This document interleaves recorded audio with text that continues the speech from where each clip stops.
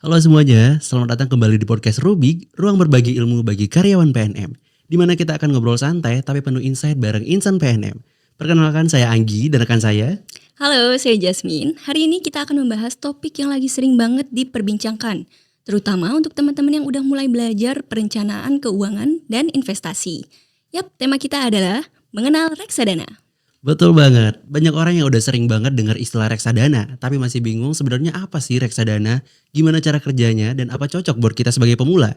Nah, biar kita nggak asal ikut-ikutan, hari ini kita udah kedatangan narasumber yang paham banget nih soal dunia investasi, yaitu Bapak Tony Wijayanto, selaku Direktur Marketing PNM Investment Management. Halo Pak Tony, selamat datang Halo nih di Yasmin, podcast Anggi. Rubik. Thank you ya Pak hari ini udah menyempatkan waktu untuk ngobrol-ngobrol dan berbagi insight sama kita. Sama-sama Yasmin, Anggi. Terima kasih. Gimana nih Pak Tony kabarnya hari ini?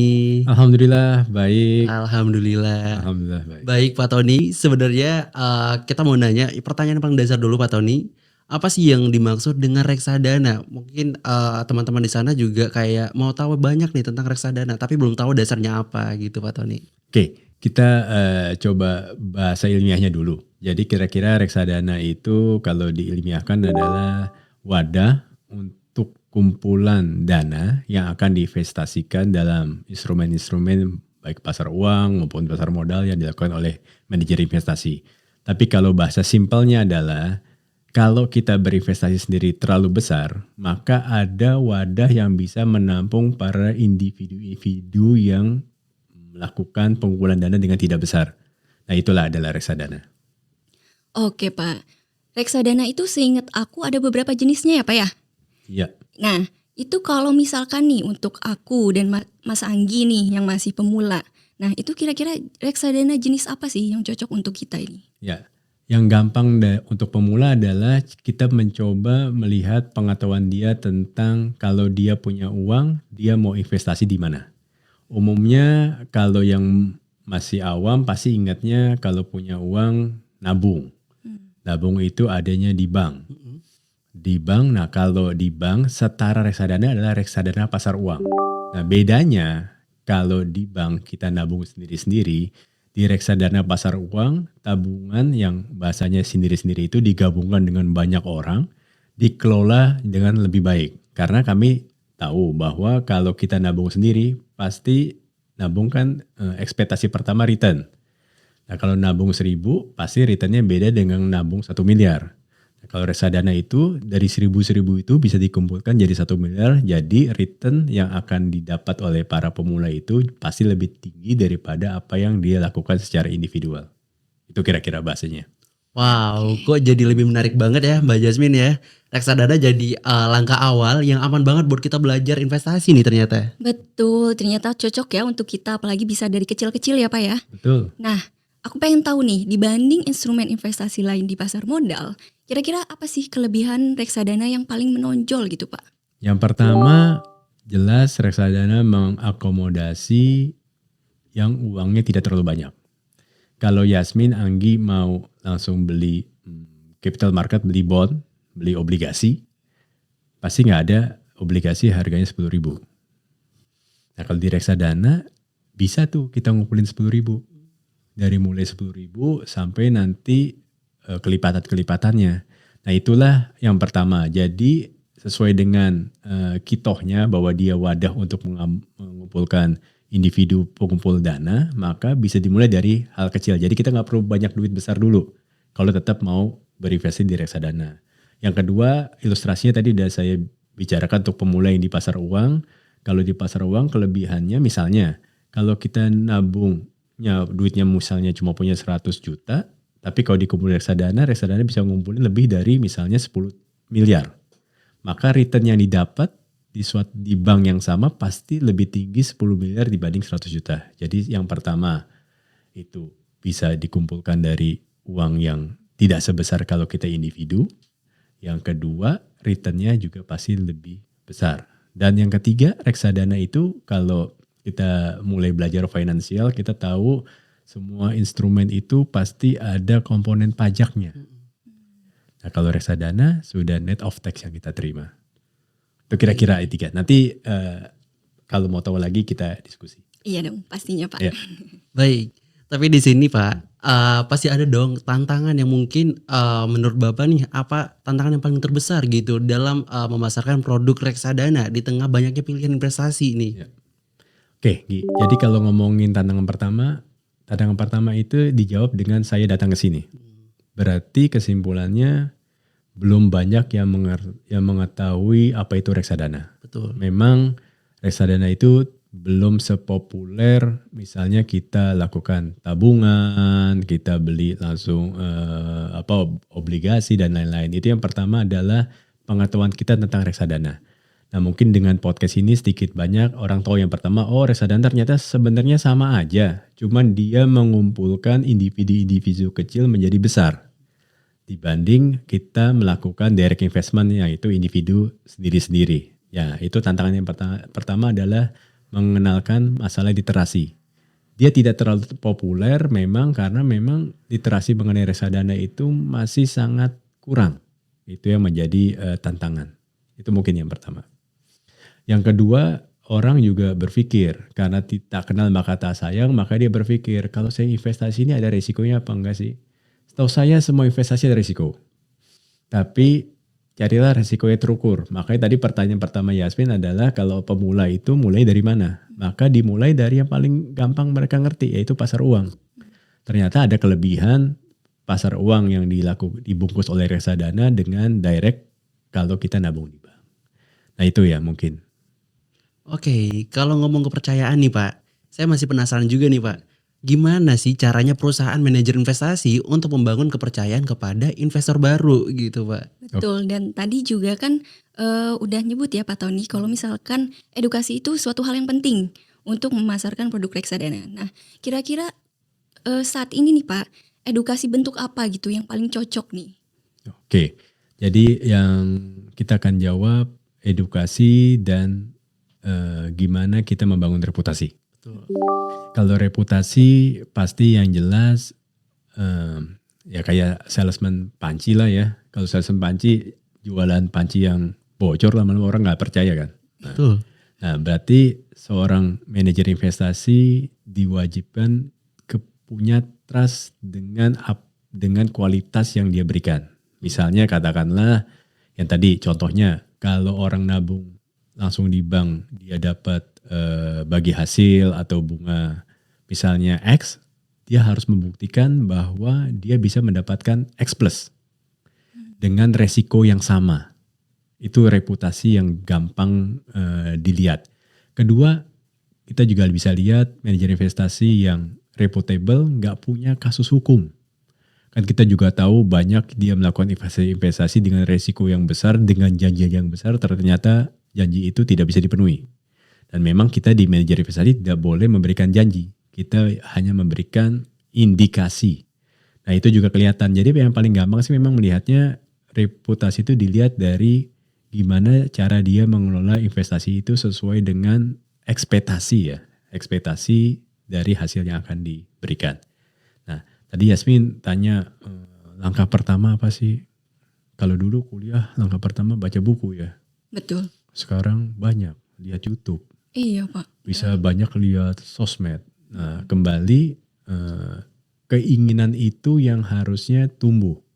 Orang makin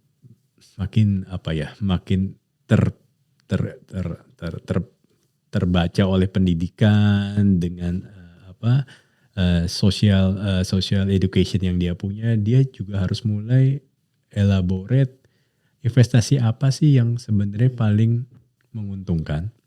Menguntungkan itu bukan hanya return ya, karena kita dulu belajar selalu ada hubungan garis lurus antara semakin tinggi return, semakin tinggi resiko.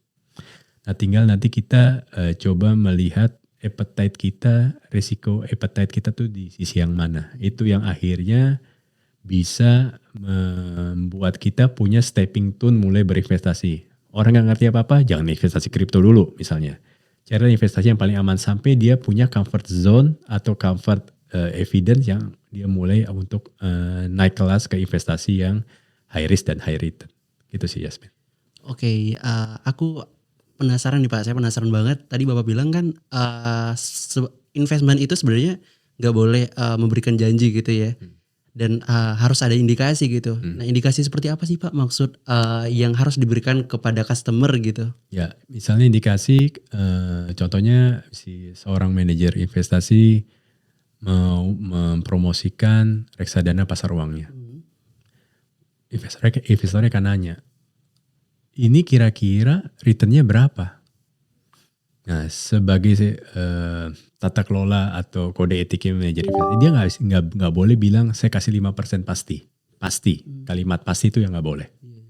Tapi saya bisa kasih indikasi berdasarkan market yang sekarang sekitar 5% sampai 6%. Jadi memberikan kepastian segala sesuatu investasi itu yang dilarang secara aturan OJK. Oke. Jadi kan tadi kita ngomongin produk ya Pak, ini udah bergeser ke produknya nih. Nah, kalau untuk pemula nih, kan kita barangnya aja kadang belum tahu ya Pak ya. Jenis barangnya tuh apa sih, gimana ya. Nah, untuk tahu barangnya ini, kita mau membeli, yang pasti kita harus tahu resikonya ya kan Pak. Betul. Nah, itu kira-kira untuk orang awam seperti kita, apa sih Pak resiko yang harus kita tahu dulu gitu dari produk barang ini? Oke. Resiko kalau punya uang apa paling tinggi? Hilang. Nah, kan resiko paling tinggi hilang. Gimana kita memitigasi resiko hilang tersebut? Berarti kalau kita investasi di sesuatu yang kita tidak tahu, itu yang paling bahaya. Makanya yang tadi kita udah diskusikan, edukasi literasi itu penting. Jadi kalau nggak tahu, ini saya mengabsuskan sendiri. Misalnya saya mendengar sesuatu hal yang baru di dunia ini gitu ya, saya pasti akan buka buku, saya akan buka YouTube, saya akan buka apapun informasi yang bisa saya dapat. Paling tidak dengan saya baca, kalau saya ketemu orang yang saya tanya, saya nggak dibohongin. Kamu tahu dari mana kalau saya bohong apa enggak kalau kita nggak punya background. Nah itu pentingnya kita belajar, termasuk di reksadana ini. Jadi untuk pemula ya belajarlah reksadana pasar uang. Apakah nanti kita akan tes yang diceritakan di podcast bener nggak sih sebenarnya? Nah kan gitu kan. Nah kan kita sekarang ini banyak sekali informasi yang bisa kita dapat. Tapi kalau tadi kembali ke pertanyaannya, why mutual fund atau kenapa reksadana? Ya, kalau nggak mau ribet, kalau mau dapat return yang lebih tinggi dengan investasi minimal, masuk reksadana. Gitu. Oke Pak. Nah, tapi tuh ya Pak, kadang tuh untuk pemula nih kayak kita itu terpakunya cuma sama return yang tinggi gitu. Jadi tadi itu Pak, kita kadang nggak memperhatikan resikonya. Ya. Kita belum tahu tuh resikonya, yang penting dapat returnnya tinggi. Nah itu sih kayaknya udah bukan mitos ya, itu kayak fakta, orang banyak seperti itu. Makanya suka terjerumus ke investasi yang emang resikonya sangat tinggi gitu. Nah itu gimana sih supaya kita gak terlalu terpaku sama return yang tinggi ini, tapi memahami resikonya juga. Itu gimana sih untuk pemula kayak kita Pak? Jadi tadi Yasmin nanya kenapa sih orang sukanya return tinggi. Iya. Itu nggak salah, itu hukum ekonomi. Bahwa dengan pengorbanan seminimal mungkin mendapatkan hasil seoptimal mungkin. Itu udah fitrahnya manusia. Nah tapi pada prakteknya di dunia nyata ini, maka resiko akan selalu sejalan dengan return. Nah umumnya kita sekarang seneng return tinggi karena FOMO. Teman saya udah pakai, tapi dia lupa temannya ngerti, dia nggak ngerti. Nah itu yang kadang-kadang kita harus avoid. Jadi kita coba pahami dalam diri kita masing-masing bahwa resiko pasti sejalan dengan return. Kalau kita yang tadi resiko paling tinggi, uangnya hilang. Kalau kita nggak berani resiko uangnya hilang, jangan masuk ke return yang tinggi dulu. Maka kita punya standar yang oke lah, kalau di sini saya merasa aman, berarti saya bolehlah masuk di sini untuk pemula. Karena biasanya begitu, kayak kita sekolah nggak langsung S3 dulu kan, pasti TK dulu, SD dulu, SMP dulu. Nah itu sejalan dengan investasi. Oke, menarik banget sih Pak. Satu hal lagi nih, tadi balik lagi ke produk reksadana ya Pak ya. Nah berarti kalau dibanding instrumen investasi di pasar modal nih, resikonya itu sama apa enggak sih sebenarnya Pak? Jadi bedanya gini, reksadana itu kumpulan dari macam-macam investasi. Misalnya Yasmin beli bond A. Ya, ilustrasinya gini deh. Yasmin punya duit 100 juta. 100 juta itu dibelikan bond A. Bond yang diterbitkan oleh PTA. Nah, Yasmin punya alternatif ke reksadana. Di mana reksadana kalau itu kita ngomong bond atau obligasi itu kan suatu hal yang pendapatannya tetap. Maka Yasmin memilih reksadana pendapatan tetap. Nah, masing-masing manajer investasi itu punya strategi mengelola reksadananya. Ya bisa jadi reksadana pendapatan tetap yang Yasmin pilih itu isinya bukan bond A aja, tapi ada bond B, bond C, bond D. Ya, Yasmin tinggal pilih. Yasmin bisa instrumen langsung 100 juta, apa di reksadana Yasmin 100 jutanya terbagi atas beberapa obligasi. Nah, otomatis semakin kita dulu kan belajar ya. Don't put your egg in one basket.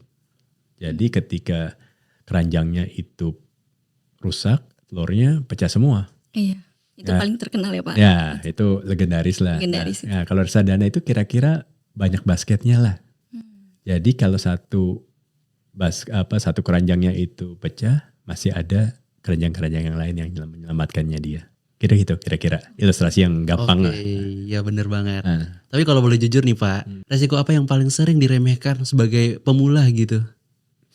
Resiko yang paling diremehkan adalah tadi resiko uangnya hilang. Iya, Jadi makanya dia berani kembali kan sebenarnya pemahaman resiko itu harusnya sejalan dengan makin pengetahuan kita makin tinggi terhadap investasi. Nah, kalau pemula kan saya mengasumsikan pengalamannya minim. Nah, kalau pengalaman minim, jangan coba dulu investasi yang complicated. Yang tadi saya contohin apa ya, misalnya kripto atau macam-macam. Itu kan underlying-nya segala kita juga nanti akan diskusi ya. Nah, itu yang coba dihindari. Jadi sadarlah kalau kita belum bisa baca, maka kita beli buku yang hurufnya besar-besar. Nah, kalau udah bisa baca, huruf sambung pun kita bisa baca buku yang tulisan huruf sambung. Ya, saya pakai ilustrasi yang gampang dimengerti ya, kira-kira gitu ya. Oke. Bagus. Oke, Pak. Jadi ini kalau bisa disamrikan, kira-kira bisa nggak kasih satu tips untuk investor pemula nih yang paling cocok lah untuk investor pemula yang saat ini ya Pak, sekarang kondisi sekarang. Karena kan sekarang tuh sebenarnya udah informasi tuh banyak banget ya. Informasi tuh banyak banget. Kita sekarang nggak cuma tahu reksadana, tapi kripto, segala macam yang lebih menguntungkan. Nah, itu dari Pak Tony gimana untuk investor pemula tipsnya? Oke. Yang jelas yang kita harus sadari kalau kita nggak investasi, kita punya masalah nanti di masa depan. Karena apa yang kita punya sekarang, kalau namanya kan investasi ya. Investasi kan segala sesuatu yang mungkin kita harapkan punya hasil yang lebih baik di masa depan. Dari situ kita harus sadar bahwa kita harus investasi. Kemudian tinggal memilih investasi jenis apa yang harus saya lakukan. Makanya saya sih biasanya membagi ya. Kayak Anggi, Yasmin pasti punya kebutuhan jangka pendek, jangka menengah, jangka panjang. Betul banget Pak. Maka investasinya harus di-inline-kan. Jangka pendek saya cuma mau taruh duit ini 3 bulan, tapi saya akan pakai. Ya taruh aja di pasar uang. Nanti kan kita bisa ambil. Iya. Tapi saya mau agak lebih panjang lah. Nanti Anggi bilang saya pensiun mau punya rumah di mana gitu kan duitnya. Nah, carilah yang returnnya tinggi. Tapi sekali lagi Anggi ya, pasti resikonya juga lebih tinggi. Tapi kita masih bisa membuying time dengan waktu jatuh tempo yang masih lama. Jadi jangan harapkan, teorinya bilang saham itu jangka panjang. Pasar uang jangka pendek. Di antaranya jangka menengah. Nah, kita mencoba kombinasi dari situ. Jadi sekali lagi investasi itu harus, Kedua, investasi tergantung needs kita. Kenapa sih kita mau investasi? Buat masa tua, buat setahun ke depan, buat 3 bulan ke depan. Nah itu yang akhirnya di-matchingkan dengan jenis investasinya, Yasmin. Jadi jangan salah kaprah. Jangan salah mau investasi jangka panjang dengan instrumen jangka pendek.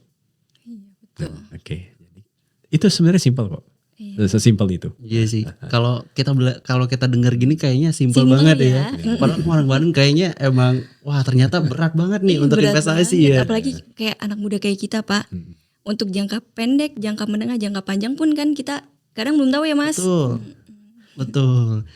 Tapi Pak, ada nggak sih kisah menarik dari investor pemula yang akhirnya belajar banyak gara-gara salah langkah pertama gitu Pak? Ilustrasinya gini sih, dan itu banyak lah kalau kita cari-cari di mana-mana. Jadi ya itu pengetahuan yang sedikit berani untuk investasi yang resikonya besar. Ilustrasinya kamu baru bisa nyetir motor, Anggi. Tiba-tiba kamu mencoba mau nyetir pesawat terbang. Kemungkinan gagalnya jauh lebih besar daripada lebih pendek. Jadi sekali lagi investasi harus buat semuanya lah termasuk saya harus. Kemudian tentukanlah jenis investasinya dengan kebutuhan kita. Jangka pendek, jangka menengah, jangka panjang.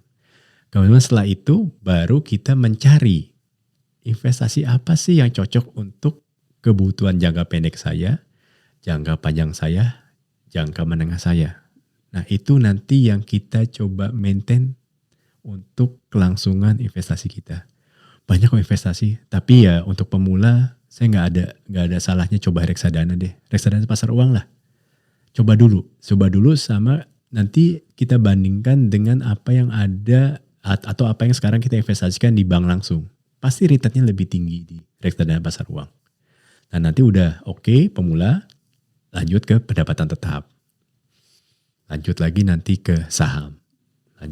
Atau di antara itu bisa juga ke reksadana campuran. Jadi podcast ini bagus, terima kasih sudah ngundang saya. Saya senang kalau bisa sama-sama kita coba berinvestasi, berpikir bahwa kita butuh masa depan yang lebih baik, tapi itu nggak bisa datang begitu saja. Kita harus ngerancang itu lewat investasi. Jadi sekali lagi, mari berinvestasi yang pintar, sesuai dengan periodenya, sesuai dengan jangka waktunya, sesuai dengan kebutuhannya. Ya mudah-mudahan kita bisa ambil keuntungan dari investasi itu. Ya itu. Oke, ternyata emang penting banget ya Pak untuk tahu tujuan keuangan dulu sebelum berinvestasi. Supaya nantinya kita tahu investasi apa yang cocok untuk periode tersebut. Wah seru banget ya obrolan kita hari ini Jasmine, Bapak, Pak Tony. Banyak hal yang awalnya kelihatan rumit ternyata bisa dijelaskan dengan cara sederhana. Jadi reksadana bukan sesuatu yang menakutkan ya, asalkan kita mulai belajar. Gitu. Betul banget. Jadi tadi kalau bisa saya rangkum ya Pak, kuncinya itu kita pahami dulu produknya, lalu jangan FOMO ya Pak. Jangan FOMO. Betul. Nah kita harus tahu dulu nih tujuan keuangan kita apa. Pahami resikonya, pahami produknya, dan juga tetap berhati-hati ya Pak. Jangan ikut-ikutan aja. Betul. Karena apapun juga uang kita, resiko kita. Betul. Risiko ditanggung ya Pak. Ya. Betul. Tadi FOMO tadi agak relate ya sama kehidupan anak-anak zaman sekarang ya. Itu paling relate sih Pak itu sama kita. Baik, terima kasih banyak Pak Tony atas sharing-sharingnya hari ini. Semoga banyak banget yang udah kita obrolin hari ini dan semoga jadi insight baru juga untuk kita semua. Baik Insan PNM juga yang memperhatikan di channelnya ini gitu. Iya. Semoga bisa berguna untuk banyak orang. Iya. Dan buat teman-teman Insan PNM, terutama penonton setia Rubik, terima kasih udah nonton sampai akhir. Sampai jumpa di episode selanjutnya yang tentunya dengan topik yang gak kalah menarik. Saya Jasmine. Dan saya Anggi, pamit undur diri. Tetap semangat belajar, kelola keuangan dengan bijak, dan terus jadi insan PNM yang cerdas finansial. Sampai jumpa di podcast Rubik berikutnya. Salam PNM. Tumbuh, peduli, menginspirasi.